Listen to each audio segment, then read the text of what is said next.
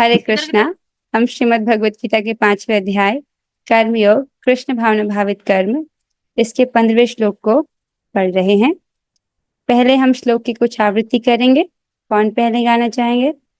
Okay, Anita माता जी, हम आपसे शुरू करते हैं। ना दत्ते कस्यचित् पापम न दत्ते कस्यचित् पापम् न चैव सुकृतं विभुः न चैव सुकृतं विभुः अज्ञानेनावृतं ज्ञानम् अज्ञानेनावृतं ज्ञानम् तेन मुह्यन्ति जन्तवः। तेन मोह्यन्ति जन्तवः। बहुत अच्छी माता जी। माधुरी माता जी, आप गाइए। ना दत्ते कस्यचित् पापम न दत्ते कस्यचित् पापं न चैव सुकृतं विभुः न चैव सुकृतम् अज्ञानेनावृतं ज्ञानम् ज्ञानेनावृतं ज्ञानं तेन मुह्यन्ति जन्तवः। तेन मुह्यन्ति जन्तवः। बहुत अच्छी माता जी। एम एल गुप्ता प्रभु जी। ना दत्ते कस्यचित् पापम न दत्ते कस्यचित् पापम् न चैव सुकृतं विभुः न चैव सुकृतं विभुः अज्ञानेनावृतं ज्ञानम् अज्ञानेनावृतं ज्ञानम् तेन मुह्यन्ति जन्तवः। तेन मुह्यन्ति जन्तवः। बहुत अच्छी प्रभु जी। आइए अब हम लोग आगे बढ़ेंगे। भगवान इस श्लोक में कह रहे हैं, परमेश्वर न तो किसी के पापों को ग्रहण करता है न पुण्यों को, किंतु सारे देहधारी जीव उस अज्ञान के कारण मोहग्रस्त रहते हैं जो उनके वास्तविक ज्ञान को आच्छादित किए रहता है। आच्छादित मीन्स ढके हुए रहता है। ठीक है। सो भगवान किसी के भी पाप और पुण्य को ग्रहण नहीं करते हैं, लेकिन जो जीव है अज्ञान के कारण मोहग्रस्त रहता है, इसलिए भगवान पर दोषारोपण करता है। सो एक बार इसके अन्वय को देखेंगे। विभु अर्थात परमेश्वर। विभु का एक अर्थ होता है सर्व समर्थ, आप्त काम, परिपूर्ण, जिनको किसी भी वस्तु की लालसा नहीं है, उनके पास सब कुछ है। विभु आप्त काम। ठीक है। न कस्यचित् पापम, न किसी के पाप को आदत्ते अर्थात ग्रहण करते हैं। तो जो विभु हैं, परमेश्वर हैं, वो किसी के भी पाप को ग्रहण नहीं करते। न चाहे सुकृतम अर्थात न ही वो पुण्य को ग्रहण करते हैं। सुकृति का अर्थ पुण्य, राइट। ना ही वो सुकृति अर्थात पुण्य को ग्रहण करते हैं। अज्ञानेन अविद्या द्वारा ज्ञानम जीव का स्वाभाविक ज्ञान आवृतम अर्थात आच्छादित है। अविद्या के द्वारा जीव का जो स्वाभाविक ज्ञान है वो ढका हुआ है। तो उससे क्या होगा? तेन जन्तव मुह्यन्ति, उसी से सभी जीव मोहित हो रहे हैं। राइट। जीव क्या है? जीव का जो वास्तविक ज्ञान है वो अविद्या के द्वारा ढका हुआ है, जिससे वो मोहित हो रहा है। मोहित होना अर्थात चीजों को यथावत रूप से ना देख पाना। ठीक है। एक बार आइए श्लोक को देखिए। ना दत्ते कस्यचित् पापम, ना स्वीकार करते हैं, आदत्य मीन स्वीकार करते हैं, नहीं स्वीकार करते किसी के भी पाप को। न चैव सुकृतम, और ना ही सुकृति को, ना ही पुण्य को। कौन? विभु अर्थात भगवान, परमेश्वर, राइट। जो सर्वसमर्थ है, आत्मकाम है, परिपूर्ण है, वो किसी के भी पाप और पुण्य को स्वीकार नहीं करते। अज्ञानेनावृतम ज्ञानम, अज्ञान जो जिससे कारण ढका रहता है ज्ञान, किसका? जीव का। तेन मुह्यन्ति जन्तव, और इसी के द्वारा जो जीव गण हैं वो मोहित रहते हैं। तो श्लोक का विषय समझ रहे हैं? श्लोक का विषय ये है कि देखिए, जो जीवात्मा है, राइट, वो तो अज्ञ है, मूर्ख है। ठीक है। और भगवान ही उसको अच्छे कार्यों के लिए या बुरे कार्यों के लिए प्रेरित करते हैं। तो फिर भगवान पर दोष लगना चाहिए ना, पाप पुण्य का भी। तो समझ रहे हैं? लेकिन ऐसा ऐसा तर्क व्यक्ति उठा सकता है अज्ञान के कारण। अज्ञान के कारण जीव सोचता है कि मेरे जीवन में जो सुख दुख हो रहे हैं, जो पाप पुण्य है, वो भगवान के कारण है। ऐसा नहीं है। वो अपने अज्ञान के कारण भगवान पर दोषारोपण करता है, जबकि भगवान किसी के भी पाप और पुण्य को स्वीकार नहीं करते। इसको ऐसे भी समझिए कि यहाँ पर ये बोला क्यों गया है। आप इसको समझते हैं श्रीमद् भागवतम के श्लोक से, किसी भी कार्य को करने में उसको करने वाला, उसकी प्रेरणा देने वाला और सहयोग करने वाले को बराबर पुण्य प्राप्त होता है मृत्यु के बाद। अभी भगवत गीता हो रही है, राइट, यहाँ से कथा बोली जा रही है, तो जो लोग सुन रहे हैं उनका भी सहयोग है कि नहीं है? तो उसे करने वाला, सहयोग देने वाला और प्रेरणा देने वाला, उसको बराबर लाभ मिलता है मृत्यु के बाद। आप समझ रहे हैं? अब देखिए इसका प्रैक्टिकल एप्लीकेशन ऐसे देखिए, आप मांस नहीं खाते हो, लेकिन आपके घर में गेस्ट आए, उनको मांस खाना पसंद है, आपने उनके लिए मंगवा लिया, राइट। आपने फैसिलिटेट कराई चीज कि सामने वाले को मांस मिले, राइट। तो अगर आप ये सोच रहे हैं कि आपको उसका पाप नहीं लगेगा, तो ये गलत होगा, क्योंकि किसी भी कार्य को करने वाला, उसमें सहयोग देने वाला या प्रेरणा देने वाला, आपने सहयोग दिया ना, व्यवस्था कराई, तो पाप लगेगा। या मान लीजिए माता पिता जो है भक्ति करे, लेकिन बच्चे को मांस खाना है, तो वो तो नहीं खा रहे, लेकिन बच्चे को पैसे दे रहे कि तुम बाहर खा लेना, तो ये क्या हो गया? पाप कार्य के लिए सहयोग हुआ ना, तो उसका भी पाप लगेगा। समझ रहे हैं? अब जीव जो है वो भोग की इच्छा कर रहा है, तमोगुणी भोग या रजोगुणी भोग या सतोगुण के लेवल का सुख है, उसकी इच्छा कर रहा है। और भगवान क्या है? सारे जीवों की इच्छाओं को पूरी कर रहे हैं, राइट। उनको हर प्रकार के चीजों को प्रोवाइड कर रहे हैं, राइट। ये भगवान ने ब्रह्मांड, ये जगत बनाया क्यों है? ताकि जो जीव है, राइट, उसमें जो सुप्त अवस्था में जो जीव है, उसमें जो भोग की इच्छा है उसकी पूर्ति हो, और जो योग्य है वो योग के लिए प्रयास करें, राइट। उसको, जीव को पुरुषार्थ करने का मौका मिले, इसलिए भगवान ने सृष्टि को बनाया। तो भगवान सबको भोग भी प्रोवाइड कर रहे हैं ना, फैसिलिटेट करा रहे हैं, राइट। जैसे जो तमोगुणी व्यक्ति है, उसकी मांस खाने की इच्छा, तो उसके लिए भी भगवान ने व्यवस्था बनाई है, राइट। किसी को यदि मांस खाने की प्रबल इच्छा है, तो प्रकृति उसको शेर का शरीर, चीते का शरीर, सियार का शरीर दे देती है उसके कर्मानुसार। तो उसके लिए भी, किसी जीव की अगर मांस खाने की इच्छा है, तो उसके लिए भी क्या है? फैसिलिटी है, राइट, उसकी घोर इच्छा पूरा करने के लिए। तो भगवान सबकी इच्छा पूरी करने में सहयोग दे रहे हैं, तो भगवान पर पाप और पुण्य का दोष नहीं लगना चाहिए। इस प्रकार से तर्क उठाया गया है। तो इस श्लोक में उत्तर दे रहे हैं, ना दत्ते कस्यचित् पापम न चैव सुकृतम विभु। जो विभु हैं, जो परमेश्वर हैं, आप्त काम है, वो किसी का भी पाप और ना ही किसी का पुण्य उसे स्वीकार नहीं करते हैं। लेकिन जो जीव है वो अज्ञान के कारण ढका रहता है, राइट, इसीलिए मोहित रहता है और समझता है कि भगवान के कारण ये पाप पुण्य हो रहा है, भगवान पर दोषारोपण कर रहा है अपने अज्ञान के कारण। समझ रहे हैं श्लोक को? आइए अब हम तात्पर्य पढ़ेंगे, आपको और स्पष्ट होगा। अनुवाद और तात्पर्य कृष्ण कृपा मूर्ति श्री श्रीमद एसी भक्ति वेदांत स्वामी प्रभुपाद द्वारा। प्रभुपाद जी कहते हैं श्लोक में, विभु का अर्थ है परमेश्वर, जो असीम ज्ञान, धन, बल, यश, सौंदर्य तथा त्याग से युक्त है। ये भगवान के 6 ऐश्वर्य हैं। उनमें ये सब कुछ पूर्ण मात्रा में है। इस जगत में यदि किसी के पास ज्ञान है तो अंश रूप में थोड़ा सा, धन है तो अंश रूप में, कोई भी ये क्लेम नहीं कर सकता कि उसके पास सारा धन है। लेकिन भगवान के पास ये सब कुछ है, पूर्ण मात्रा में ज्ञान, पूर्ण धन, पूर्ण बल, पूर्ण यश, पूर्ण सौंदर्य और पूर्ण त्याग। तो ये भगवान के 6 ऐश्वर्य हैं। वह सदैव आत्मतृप्त और पाप पुण्य से अविचलित रहता है। तो यहाँ पर ऐसे रहता है इसलिए बोला गया एक वचन में, क्योंकि भगवान एक है, उनको रेफर करने के लिए, राइट।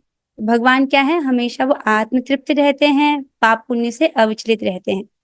वह किसी भी जीव के लिए विशिष्ट परिस्थिति नहीं उत्पन्न करता, अपितु जीव अज्ञान से मोहित होकर जीवन के लिए विशिष्ट परिस्थिति की कामना करता है, जिससे कारण कर्म तथा फल की श्रृंखला आरंभ होती है। कितना अच्छा बोल रहे हैं Prabhupada ji. Okay, let's understand this. जीव विशिष्ट, भगवान किसी के लिए भी विशिष्ट परिस्थिति उत्पन्न नहीं करते, जो जीव है अपने अज्ञान से मोहित होकर, अज्ञान कैसा अज्ञान कि मैं ये शरीर हूं, उससे मोहित हो जाता है। राइट, मोहित होना अर्थात जब व्यक्ति समझ रहा है कि मैं शरीर हूं तब वो भौतिक सुख की कामना करता है। राइट, देखो जीवात्मा के रूप में सुख की इच्छा करना ये हमारा स्वाभाविक गुण है। राइट, सुख की इच्छा करना, ये तो सुख स्वरूप है ना, आत्मा आनंद स्वरूप है, तो सुख प्राप्ति की इच्छा हम, ये स्वाभाविक है। अब सुख भी दो प्रकार से, या तो आध्यात्मिक सुख ढूंढेगा या तो भौतिक सुख ढूंढेगा। आध्यात्मिक सुख में भी व्यक्ति या तो ब्रह्मानंद का सुख ढूंढेगा कि ब्रह्म में विलीन होना चाहेगा, या भगवान की भक्ति का सुख। राइट, भगवान की सेवा का सुख चाहेगा कि मैं भगवान की सेवा करूं, मेरी सेवा से भगवान प्रसन्न संतुष्ट हो जाए, बस इतना ही चाहिए।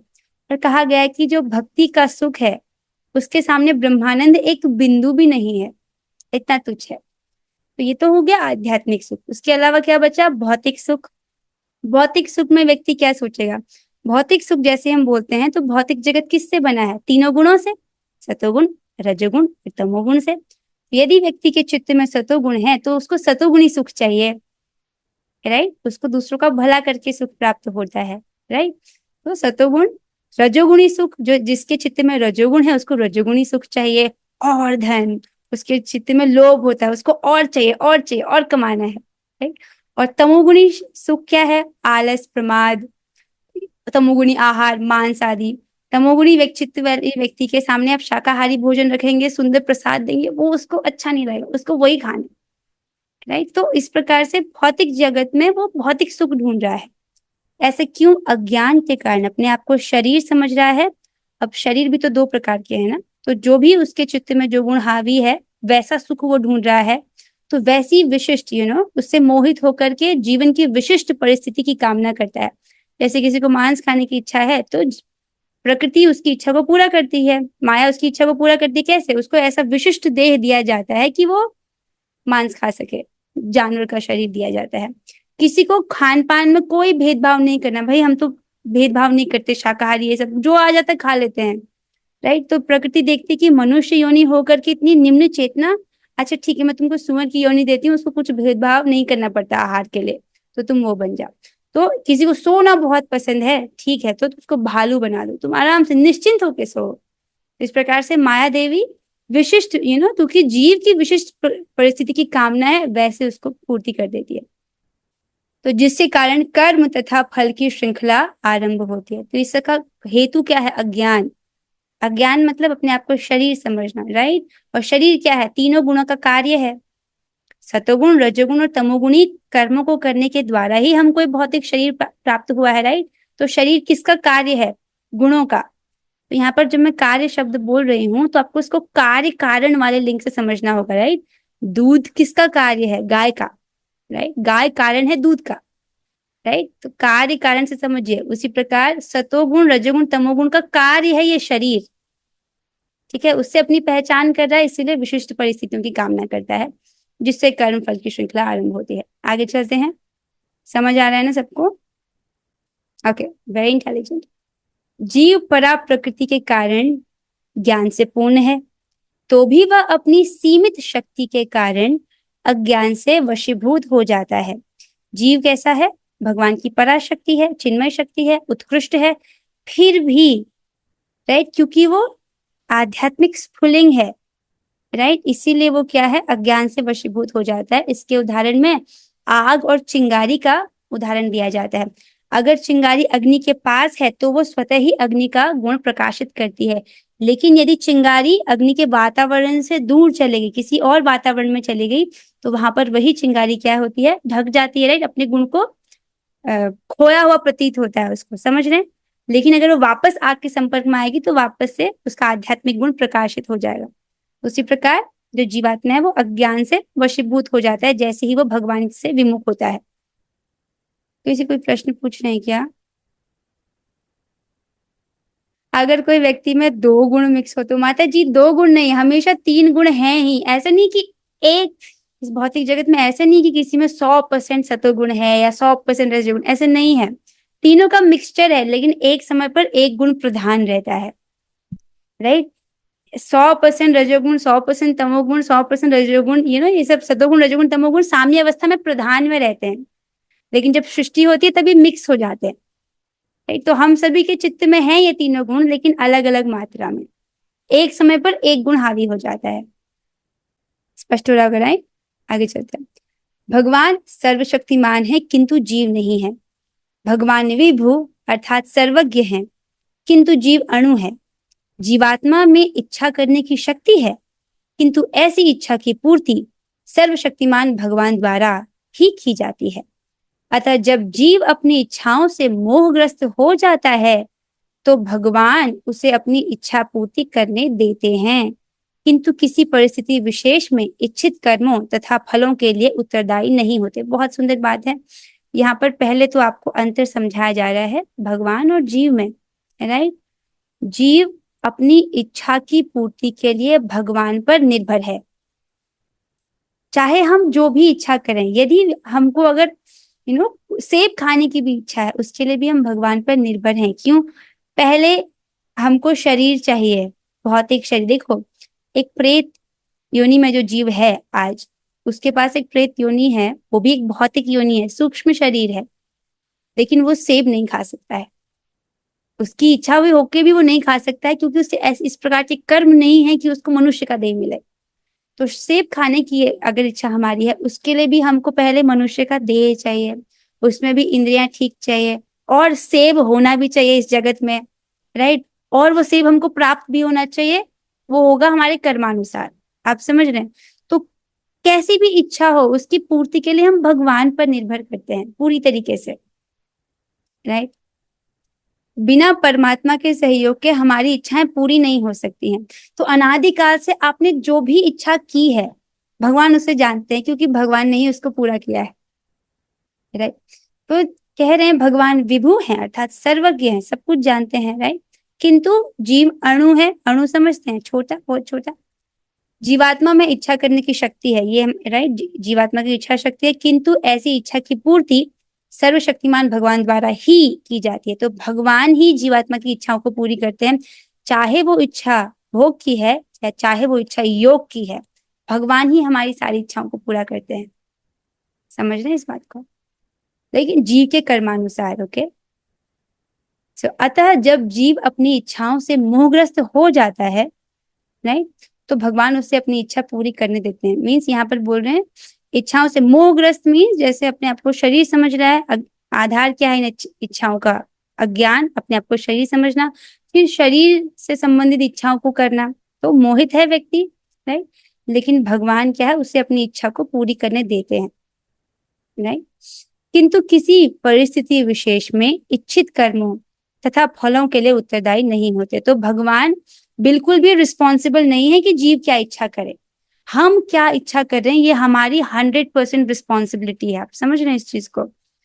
ये बहुत इंपॉर्टेंट पॉइंट है। हम, ये जो इच्छा है, यही हमारी मुक्ति का कारण है और यही हमारे बंधन का कारण है।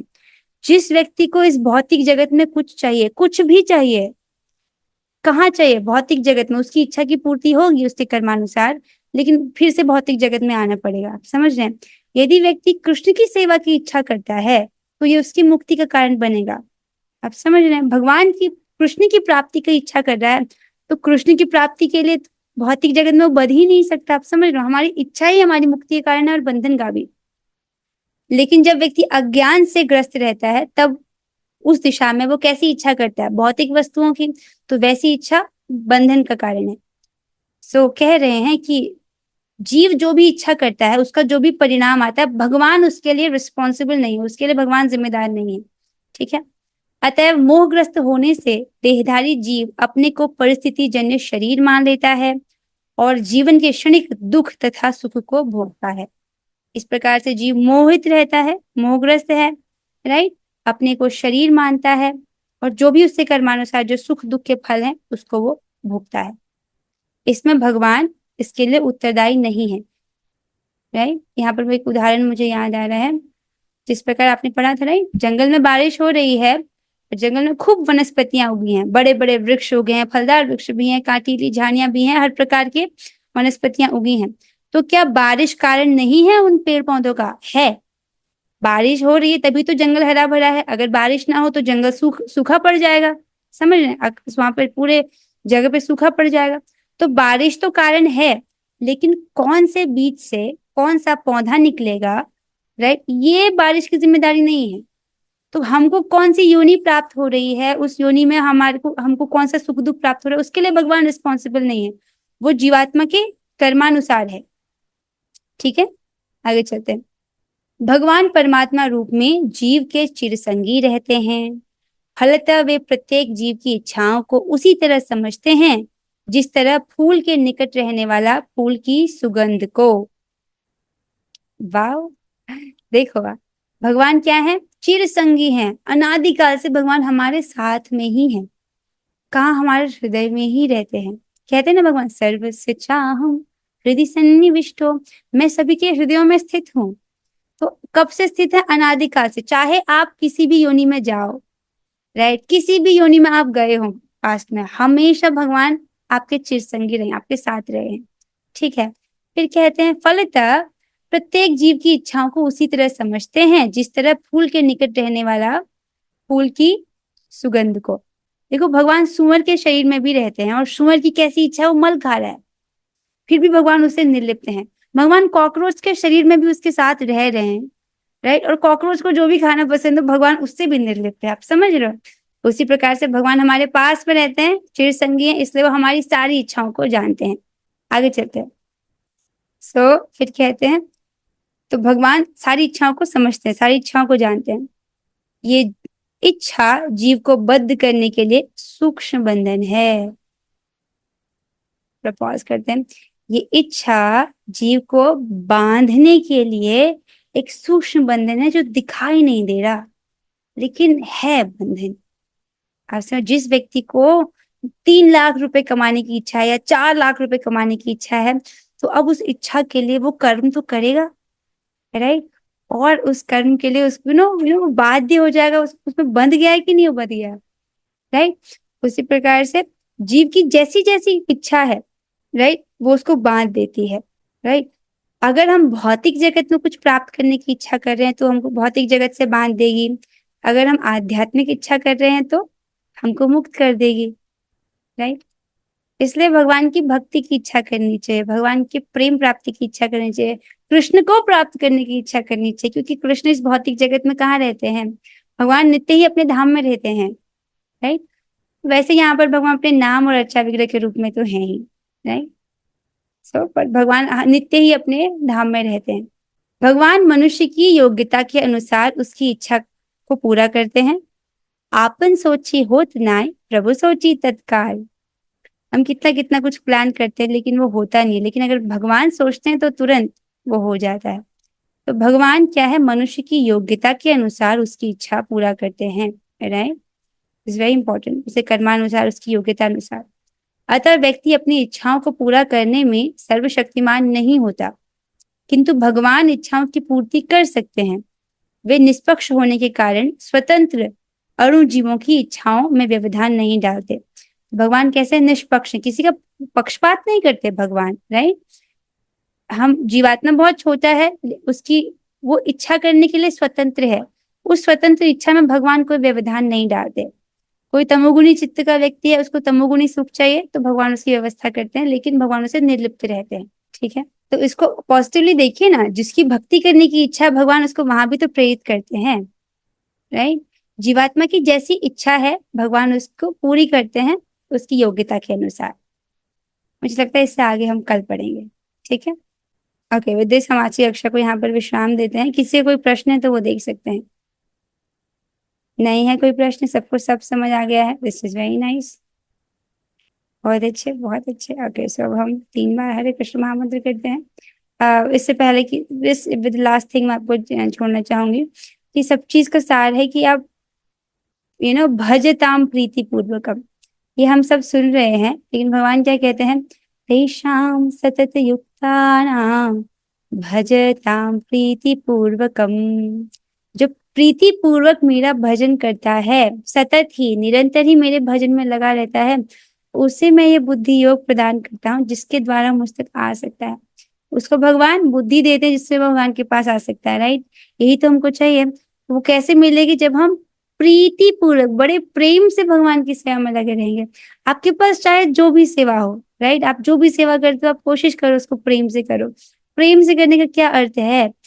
प्रेम मतलब अटेंशन टू डिटेल, राइट, उसको अच्छे से करना, राइट। कोई व्यक्ति आपके घर पे आ रहे हैं, जैसे गुरु महाराज आएंगे, तब आप कोशिश करेंगे ना कि आप अच्छे से अच्छा भोजन बनाए, तो वो क्या है? आपका प्रेम ही तो है, राइट। तो प्रेम मतलब जो भी सेवा आपको मिली है उसको बहुत अच्छे से करने का प्रयास करना, ठीक है। और एक और चीज, इज लास्ट थिंग, कि कभी कभी हमारा मन करता है साधक के रूप में कि ये वाला शास्त्र भी पढ़ लें, वो वाला शास्त्र, जैसे भगवद गीता भी पढ़ लेते हैं, चैतन्य चरितामृत भी पढ़ लेते हैं, श्रीमद् भागवतम भी पढ़ लेते हैं, उपदेशामृत तो पढ़ लेते हो तो बहुत अच्छा है। ऐसे मन नहीं करता आपको बहुत सारे शास्त्र सुन लेते हैं, चलो बृहद भागवतामृत भी पढ़ लेते हैं, मन नहीं करता? अगर आपके पास समय होता तो हम सब सुन लेते हैं, है ना। लेकिन समय कम होता है, इसलिए हमको अपने आप को रिस्ट्रिक्ट करना पड़ता है, ऐसा लगता है ना। तो देखिए प्रभुपाद जी इसका बहुत अच्छा बताते हैं, सोल्यूशन बताते हैं कि देखिए जितना आपका चित्त पवित्र होगा उतनी अधिक आपको बातें समझ आएंगी, समझ रहे? जितना ज्यादा अविद्या की लेयर हटी है उतना अधिक आप दिव्य ज्ञान को ग्रहण कर पाएंगे, ग्रहण करने की क्षमता। जैसे व्यक्ति खा रहा है लेकिन डाइजेशन नहीं हो रहा तो क्या फायदा? जितना ज्यादा व्यक्ति डाइजेस्ट कर पाए, अब्सॉर्ब हो पाए, उतना ही तो उसको फायदा हुआ, राइट। तो जितना अधिक चित्त पवित्र है उतना अधिक वो ज्ञान को ग्रहण कर पाएगा। तो अगर आप हरे कृष्ण महामंत्र अच्छे से कर रहे हैं, प्रभुपाद जी कहते हैं अगर आप 16 माला जब अच्छे से कर रहे हैं तो सारा ये भगवत गीता भागवत तक ज्ञान हृदय में स्वतः प्रकाशित हो जाएगा।